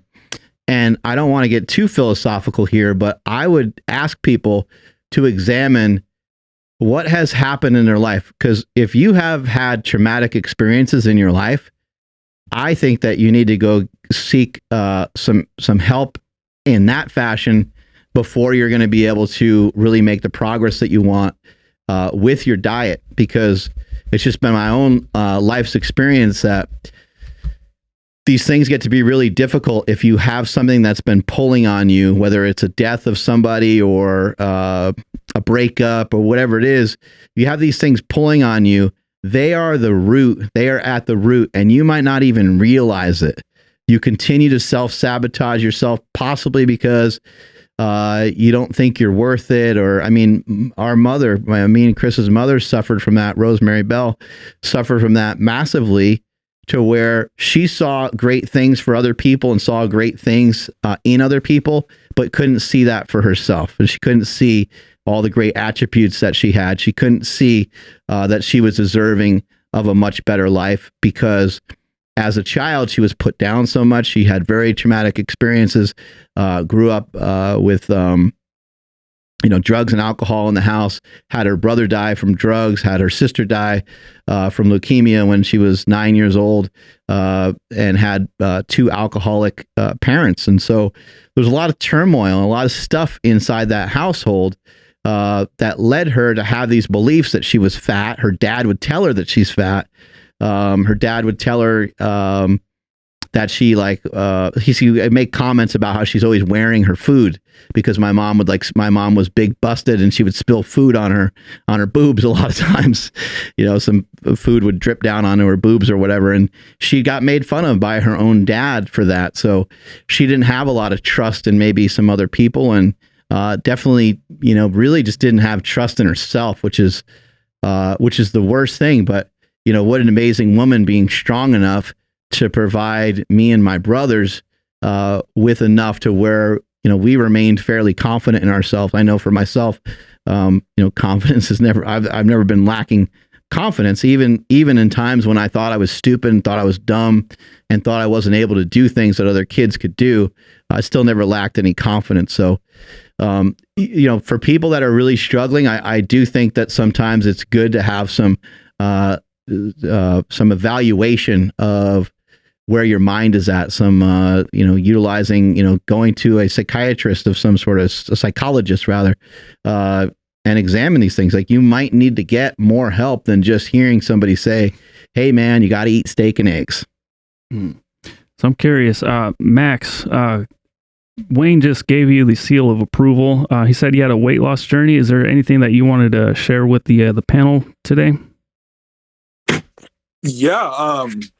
So basically, I work out with Wayne frequently, like in Dutch Bros and stuff. But basically, I was just like, I saw a picture of myself, and I was really, really just upset by the picture. I was just done playing college football, and moved back home because I had knee problems, and then basically, I was just like an overweight kid. I thought I was in great shape, but I was just like 340 pounds, not happy with myself at all. And basically when I saw that picture, I decided, you know what, enough's enough. I'm going to change. And so basically just went on a diet where I cut out a lot of carbs. I did a lot of cardio, but a lot of weightlifting. And that actually ended up helping me lose around like 40, 50 pounds. And I dropped down to 263, I think was my lowest. Damn. Yeah. But I've never been stronger in my life. My cardio is like probably the best it's been. And yeah, I think eating is like the main factor of like all of that. It is hard. I've tried different diets in the past. I've tried carnivore. I like a lot. I like eating meat. That's my type of thing. But I think the hardest part of all of that is like, you know, going out with your friends, like even, I'm not saying like going out to go drink, but going out to just go get dinner with them. It's like, I feel like that's like the hardest part where people have, you know, they pick up those bad habits of, oh, let me get fries instead of like a salad or something, you know? But yeah, Wayne has held me accountable to my diet, my workout. And yeah, it's been going great so far. You know, it's amazing once you start making that journey down towards making better decisions, you start to quickly see the world differently. You're like, oh my God, I thought all that was available to me was junk food, because there's so many fast food restaurants. There's so much bad food advertised to you. And so you kind of assume that it's everywhere, and you don't even understand or realize or recognize that the same amount of healthy food has been surrounding you the entire time. It's just not monetized the same way. It's just not advertised to us in the same way. But there are, at the grocery store, there is way more unhealthy choices there than there are healthy choices. But there's a lot of options when it comes to meat. You know, you got everything from sausage to chicken to elk to bison to whatever kind of meat that you're looking for. There's a shit ton of different options. You got fish, you got bacon, we got all kinds of hot dogs, all kinds of different things when it comes to those choices. And when it comes to, even a potato, like how many different types of potatoes are there? There's quite a few different types of potatoes. There's a lot of different types of apples. There's many different types of oranges. So you can kind of look at things and be like, I'm not sure if I want the, Frosted Flakes or the Cocoa Pebbles, or you could be in a different section in the grocery store and understanding that there's a lot of wonderful, healthy things right in front of you. And sometimes I'm shocked. Like sometimes I'll take, because of where I'm at in my diet stuff, I can sometimes take some time off, and I'll take like a week off. But when I take the week off, I'm still eating very healthy during the day. I just have a meal that is sort of off plan later on in the day. And it's still usually not that bad, because at this point I'm pathetic when it comes to eating like a pig. I can't really do it anymore. I don't possess the same ability, and I'm not as addicted to the food as I used to be. I have an internal thing that will kind of shut it down. But for myself, what I've noticed is there's so many more healthy options around us than we ever thought before. And like, look at all these food prep companies. Like, you don't even have to cook it yourself. And again, I know people will frown at the price and stuff, but look, where I'm not asking you to try to make every meal from a meal prep company. Now, don't eat every meal from a meal prep company, but have some in the freezer so that you're always 5 minutes away. It's within arm's reach of you making a better decision versus making a worse decision. That's something that you can bring with you to work. I made a video the other day talking about bridging the gap. People need to bridge the gap. If you're pretty hungry and you're about to leave work, you should eat. Because you know when you get home and the wife is up your ass about what a pain in the ass the kids have been, she puts her foot in your ass because the kids have been putting their foot in hers all day, and you just walked in and you're like, fuck, man, I didn't even set my fucking bag down. You know, you just want to throw your bag across the room or whatever, right? It doesn't have to be like that. Like, have your meal, be a little bit more calm, walk through the door, and if, some shit gets thrown your way, you're a little bit more chill because you're like, you know what? I just ate some ground turkey and some green beans. I'm good to go. then you're not, going through the pantry and your wife's trying to talk to you and you're trying to stuff all this food in your face that's not good for you in the first place. And you're like, where are we going to eat tonight? What are we going to do? Or what are we having for dinner? And your wife's like, I don't know. I haven't even had a chance to sit down. I haven't had a chance to even take a shit today because the kids have been crazy. They've been fighting or whatever. And your whole house is kind of turned upside down and everything. I know everybody feels my pain on some of this. So these are the things that we can safeguard ourselves from if we just simply bridge the gap, and we make sure we're getting our meals in, make sure we're getting, good, healthy options in there. We got Peanut in the house. She's in the room too. Yeah. What was that? Go ahead. I think War on Carbs, I think, is a very appropriate title when I look at it nowadays, where I know it's a war of attrition. Your taste buds, they want those bad tasting foods, and your gut wants to go along with it. Your mind's against it. So they're just waiting for you to slip up. So the more of that bad stuff you put in, the more you justify it. So it's a simple war of attrition. If you let it win a little bit, it takes it from an inch, it takes it to a mile, and then all of a sudden you're back where you were when you started. Always fighting for that position. Any other guys have anything else to add in there on that?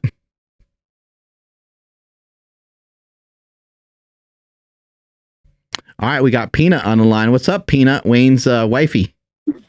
Hey, how is everyone? I didn't know there was girls in here. I thought this was a sausage party. No, I love the conversation. I think that it's so right on, even from a female perspective. I think it's super easy, even as somebody who I work, consistently, it's super easy to get caught up and make, poor decisions if I'm not focused and planning and paying attention. And so I love it. I love the conversation.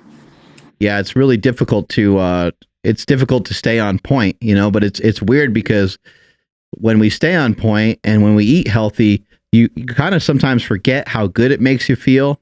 And then you also forget about how good the foods taste. Like, I think that people are thinking like, I got to make this healthier switch. So I got to, eat salad all the time with no dressing on it, or I have to have, chicken and broccoli, but that's not true. I mean, if you watch, pay attention to my brother's Instagram, pay attention to some of the stuff that I put out there. There's a lot of people that are cooking like really good meals. And if you're somebody that doesn't want to primarily only eat protein and fat, and you want to have some different flavors in your life, then check out someone like Remington James. Check out some of these people that promote flexible dieting, and they'll show you like there's a ton of other options. There's so many great options with foods that are healthy, that taste good.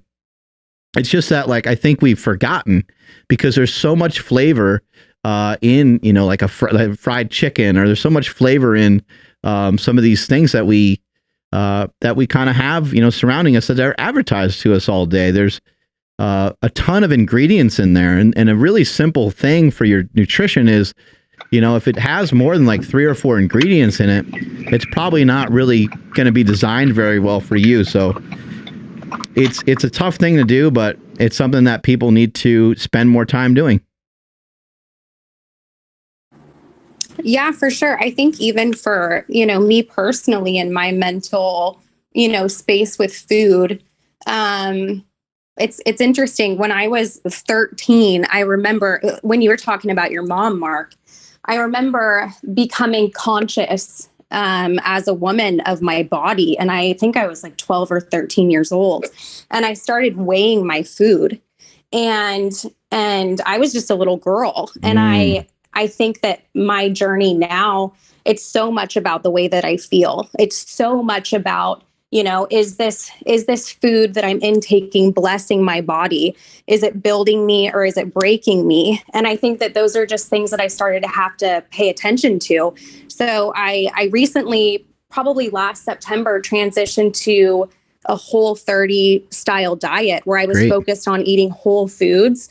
I couldn't do carnivore or keto specifically because of the way that it affected like my skin. I was intaking a lot of dairy, and dairy wasn't good for my body. So I switched to more Whole30 where I'm focusing on, fruits, vegetables, proteins.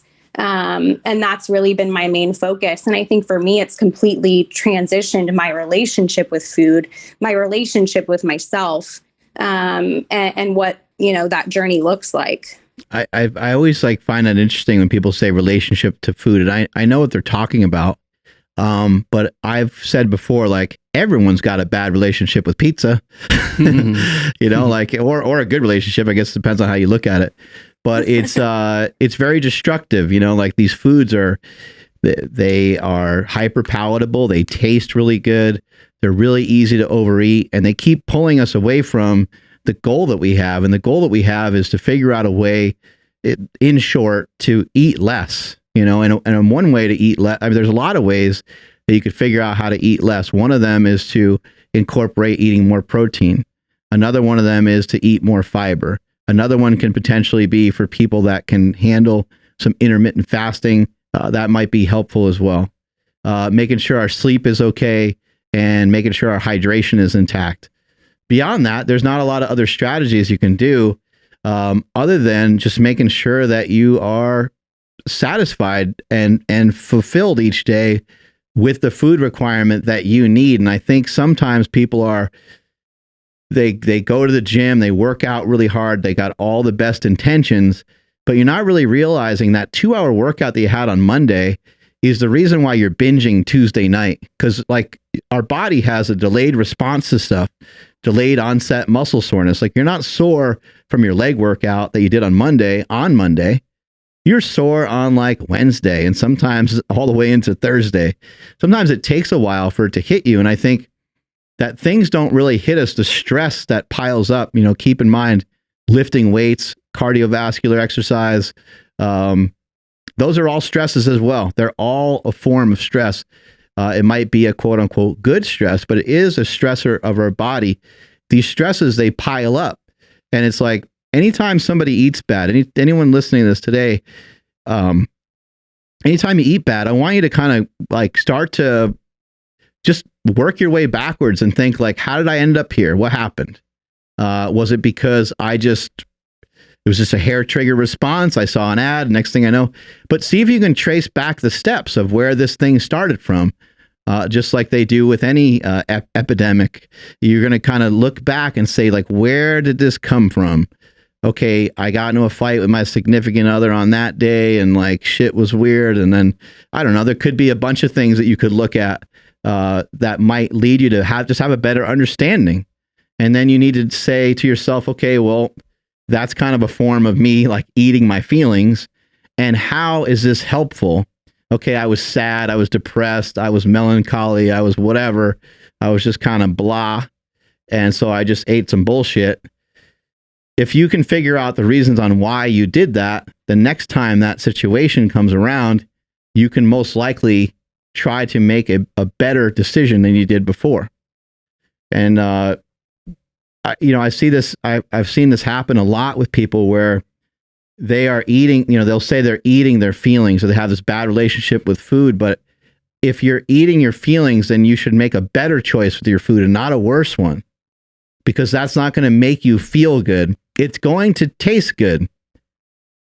It's going to feel good for a minute, but it's not going to serve you well. It's not going to advance your body in the direction that you want to go. It's going to make you more sad to wake up tomorrow and sit on the edge of the bed and look down and be like, oh man, look at that belly hanging right over my wiener, covering everything up. That's not going to make you more proud of yourself. It's going to make you feel worse about yourself. And so those are things to really just consider when you're in the moment and you're about to make a bad decision. Mark, I just think I like what you're saying. That also too, that phrase that Alexandria said, relationship with food. I completely understand that term. And as someone that's an emotional eater, I have had to completely redefine my relationship with food and just quit the bargaining of it's such a destructive relationship that I genuinely have to, I think, spend some time breaking to get a better grasp of. But I just wanted to say that, that sometimes that may sound as cliche as it may sound, there is depth to that phrase. And you need to sort of, what is your relationship with food? Are you an emotional eater? Are you a casual eater? Are you just someone that just that gives it no thought at all? It takes some time. I'm sure it's a spectrum from everybody. for everybody, myself included, but just take some time and maybe shift your processes for that. But I just also wanted to say thanks for bringing me into this discussion. I'm a giant fan of you as what you give to your communities and you as a person. But I have to check back in with dad duty, so I think I'm gonna leave the room and then just come back in and listen for a while. But thanks for giving me an opportunity just to just share time with you guys. You guys are all an inspiration. Chris is the best food Instagram on the entire web. He taught me how to air fry steak, and between just right now just steak and literally broiling frozen shrimp. I don't have frozen meals, but I have frozen, peeled, and deveined shrimp, and that and a little bit of butter. I'm currently breaking my addiction to sugar-free coffee, mate. It's hard. Haven't helped my children and wife, but please, I just want to tell you guys, thank you for letting me be a part of this. Thank you so much. Yeah, thanks, Russell. Appreciate it. Hey, Russell, real quick before you head out, any chance that you might be streaming a video game other than PUBG anytime soon? Yeah, I bought DayZ and I want to try it. It's hard to learn new things. I'm actually thinking about not playing video games in general. These kids are so much faster and sharper than me in all things possible. I'm tired of getting abused every night and getting called bots and things like that. So you never know. It's the worst. DayZ is something I want to try, but that's just sort of that's nothing. That's just something to do on the weekends instead of golf. Yes, I don't know why kids call everyone dog water these days, but I don't know. I don't know. These kids are vicious. They're abusive. They abuse me every weekend. Amazing, dude. Have a great day, man. Thank you so much for hanging out with us. I appreciate you guys, all of you. Peanut, if you're still around, what do you think is, what is the biggest hurdle for you? I know in previous history with talking to some other females, they either like sweets or they like snacky, crunchy stuff that's salty, and they will end up eating some stuff like that, and they snack on stuff, and they try not to really eat too much because they know overeating's not a good idea, but they're not really eating good quality nutrients, and they're also not eating enough protein. What has been the biggest issue for yourself that has maybe halted your progress or gotten your way at times? Yeah, I think I'm definitely a sweet tooth. Like I'm an ice cream gal. I think that for me, it's very much mental. I know what I'm supposed to be consuming. Like I understand what fuels my body the best way. And so I've had a lot of progress in that direction over the last 6 months, of like, if I want ice cream, like I'll have it, but I won't, shame myself for the ice cream and I'll move forward to my, the next day and get right back on track. But I think that previously, in my health journey, it was that where, I'd be on a certain eating plan, and then I'd have ice cream, and then I'd be like, well, screw it. Like I'm going to eat, whatever I want for the rest of the day, or the rest of the week, or I wouldn't even get back on a plan. And so I think that that's been my biggest hurdle and biggest struggle throughout my life. You mentioned weighing your food when you were young. Yeah. Do you think there could have been a different way to have that handled? Like, did your parents participate in any of that? Did they communicate with you? Because like those situations are really they're interesting, right? Like, so if you were, doing that in my household and I said, oh, that's great. Like you want to make some good decisions about your nutrition.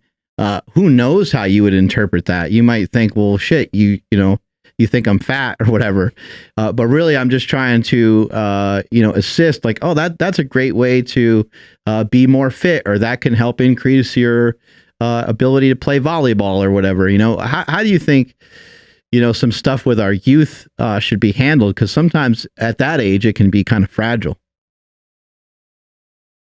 Yeah, it's interesting. My dad is a pretty healthy and fit person, and he kind of grew up in that lifestyle. His father was a professional boxer, who, you know, his dad passed away at the age of 35. My dad was 12. And so I think that my dad carried a little bit of his father's journey with him, but maybe turned that journey into something that was a little bit unhealthy, that led into my household. I remember, you know, at the time when I decided, okay, I'm going to weigh my food, I'm going to run X amount of miles a day. Like, I was always conscious of those decisions from a young age. But I remember the only time, and I don't want to, you know, be too deep about this, but I think that if we all kind of take a look at our health journeys and our decisions with food and where that stems from, you know, exactly what you were talking about with your mom, there was this lack of worthiness that she felt. And the only time I remember my dad at that age saying, "Hey, you look great," was when I was weighing my food and making those decisions. And so, you know, as an adult now, I've had to let go of some of those things of, like, whether or not I get that praise or not. It's not about pleasing. It's about my health. It's about, you know, I believe that the way that you look comes with those decisions, but I don't personally believe that that's all of it. I want to live a quality life. I want to, you know, run around with my grandkids someday. I want to live the longest life that I possibly can. I want to feel healthy. I want my brain to be right. I want to be able to, you know, knock out an Excel spreadsheet because my head's in the right space because of the food that I'm consuming. So I think that for me, it's having that mindset shift of, I know I look great and I don't need that, but these choices that I'm making are for a different reason, if that makes sense. Well, and also there's a reinterpretation of stuff too. You can say, you know, I look the way I look, my husband digs it, and I'm in the spot that I'm in currently. You know, however somebody wants to word some of the dialogue to help them advance, because the position that you're in, it doesn't do you any good to either A, praise the position that you're in, or B, put down the position that you're in. It's just your current circumstances. It's just where you're at currently. And then all this stuff is just about problem solving. How do we solve this problem? How do we, you know, what is the goal? You know, so I always tell people, set a goal and work your way backwards from the goal and trace your steps that you want to do to achieve the thing that you want to get to. The hardest part, I think, is that this is not really done without restriction. You know, there's got to be some governor put on this thing. There's got to be some sort of regulation put on your nutrition, and there's got to be some restrictions. And that's where things get to be really hard, because you're like, I can't have that. But you can change the dialogue of that and have a new reinterpretation of that as well, because that is only restricted to time. It's you're not eating that for now, but you'll eat it again. You know, you'll eat ice cream again, and there's no problem with eating ice cream again. But maybe you eat it once a month. You know, like if you eat ice cream once a month, there's probably no problem with it. If you eat ice cream every day, it can be problematic. If you could really pay attention to how much ice cream you eat, you could potentially eat ice cream there's strategies that you can employ to be able to do that and still make progress. And people have done these things time and time again. So we know that you can do stuff like that, but it just kind of depends on what kind of person you are. And I love what you said about you want to live your life. And I think if you restrict and abstain away from food, it isolates you. It puts you on an island. And when you're trying to, if you're trying to like be good at something, people might not notice the amount of restrictions that you put on yourself. They might not recognize the disciplines that you're employing. But if you're trying to be great at something, it makes you weird. It makes you different. Last night I went over to my sister and brother-in-law's house, and they cooked up this crazy dinner. I'm in the middle of a 5-day fast.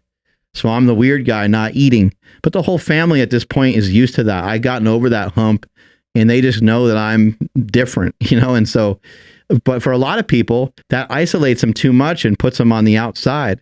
I'm not drinking alcohol. I'm not eating. I'm not participating. It's hard to participate in enjoying some of the same things with other people when you're not participating and eating some of the same foods as them. And so it can isolate you. And when you go to like family gatherings and different things like that, shit can get kind of weird. But if you open up your eyes and you pay attention and you communicate with people, it's not really that weird. When you say, oh, I'm doing this because I just told my family, hey, I'm doing some stuff right now that's a little different because I want to be able to sleep better because I haven't slept in 15 years. Nobody wants to see me continue to not sleep. So they're like, okay. And it's also just for a time period. And so when you recognize that these restrictions, this weirdness that's going on, it's for a time period. And when that time period's up, the other thing that's weird about it is that it's not over. You lost 10 pounds. The journey's not over. You got to still stay on point, still stay on track. Maybe there's more weight that you want to lose, but my nieces and nephews have said before, like, Uncle Mark, what are you doing eating cookie dough? You can't eat that. Mm-hmm. Cookie dough is like my favorite thing. They're like, you can't eat that, and I was like, yeah, I can. They're like, no, you're on like a keto thing or whatever, right? And I said, yeah, most of the time I am, but I normally choose to eat better foods than this. This is just what I chose for today. This is just what I chose in this moment. And this is going to come and go, and that'll be it. And I'll be back on track tomorrow, things like that. So the restrictions are a bitch, but they are not permanent. Thank you guys so much for listening. Anybody else have anything else they want to kind of part with or comment on before we take off? Thanks for bringing this to Clubhouse. It makes it a lot easier for those of us that are out there to interact, and it makes it, I think, a little bit more less formal, so it feels like a more cozy setting. And I can personally say it makes it much more comfortable to communicate with you guys.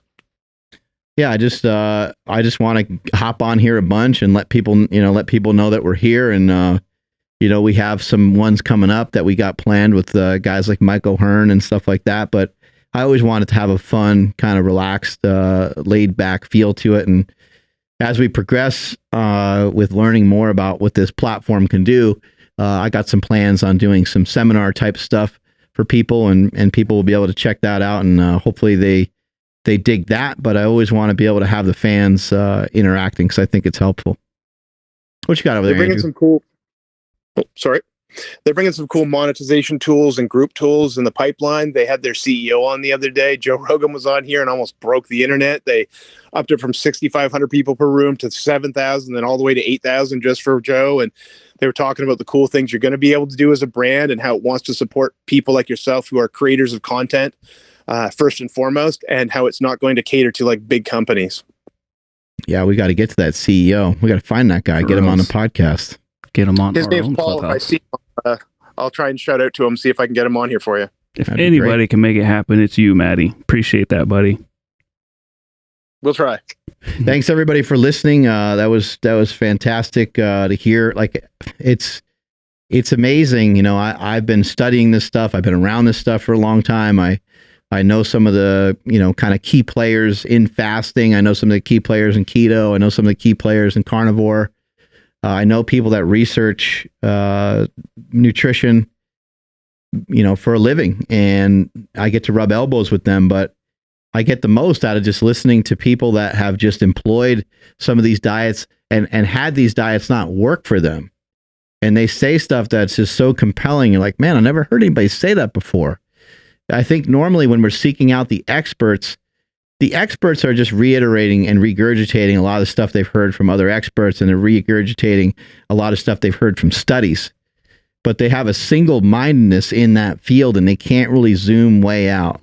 And when you got a guy on there like Russell, Hadi, my brother, there's a bunch of people on there, Matthew Balcom, a bunch of those people lost a bunch of weight. They went through a process.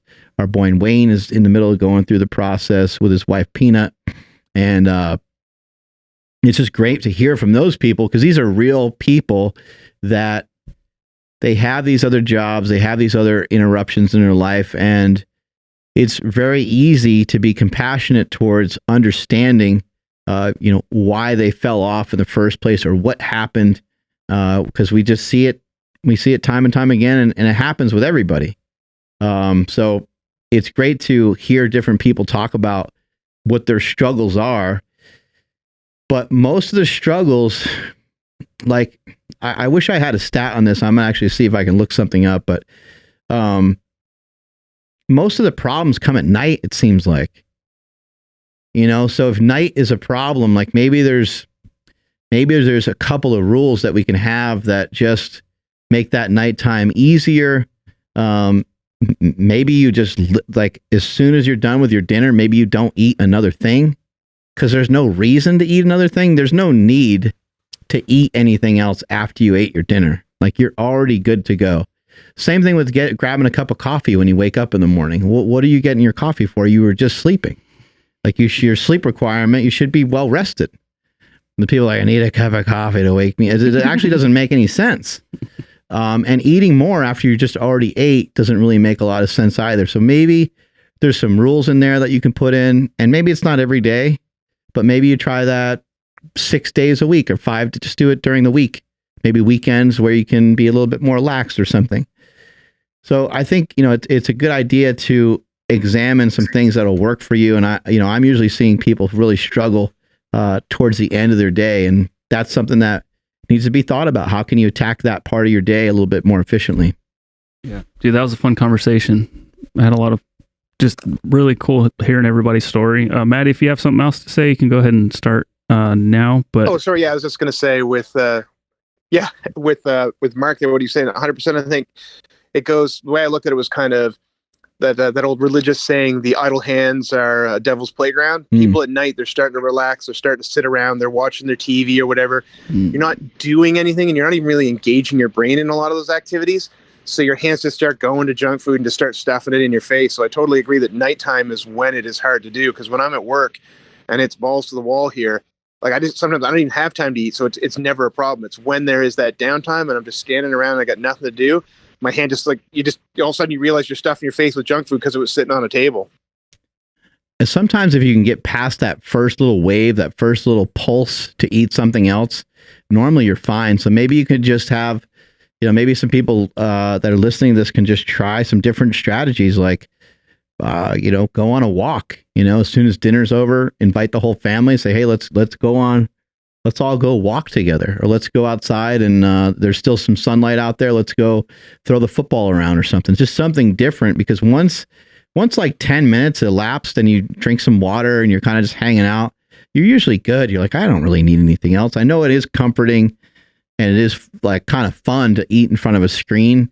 I mean, even my dog, she'll, like, burrow next to you on the couch and then she'll be like, oh wait, I forgot my treat. She'll go and run and get her treat and then jump up on the couch and gnaw on her treat, like, while we're sitting there watching TV. And there we are doing the same thing. We're gnawing on her treat, watching the TV. So there's something to it. It like feels good to like kind of double down and be able to do that. So yeah, the only things that are overweight are us and our pets, though, right? Yeah, so that makes some sense. Yeah, we fatten up ourselves and then we fatten them up.